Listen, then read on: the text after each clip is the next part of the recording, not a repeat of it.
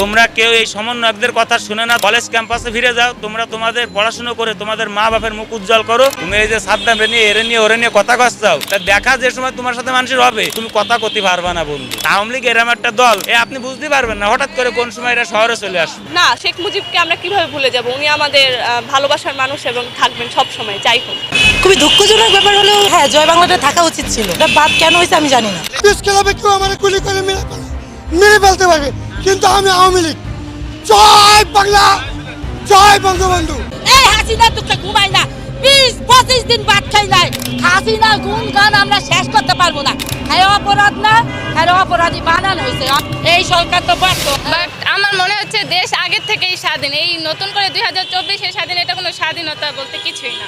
যেমন আমরা ছাত্র আন্দোলন যেটা করেছে, এটা আসলে এইভাবে এত কিছু করে মানে প্রধানমন্ত্রীকে অন্য দেশে পাঠিয়ে বা যত ঝামেলা হয়েছে এটা না করে যদি চুপচাপে মিটমাট করে নিতে এত কিছু হতো না। বাট হচ্ছে বেশি মিছিল এত কিছু করা তো উচিত হয়নি।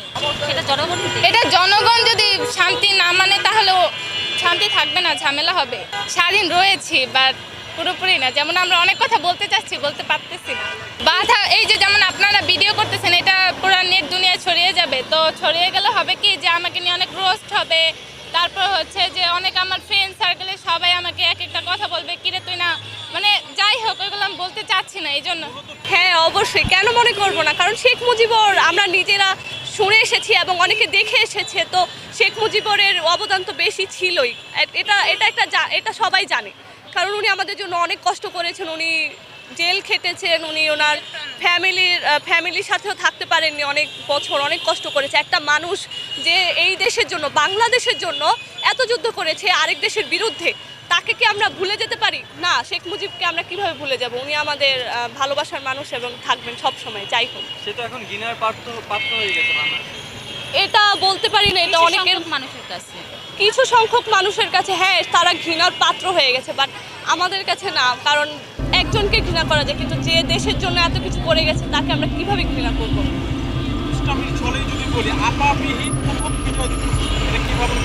না, এটা আমরা বলতে চাচ্ছি না। আপাবিহীন না, আপা কোনো শব্দ না, এটা আমাদের জননেত্রী।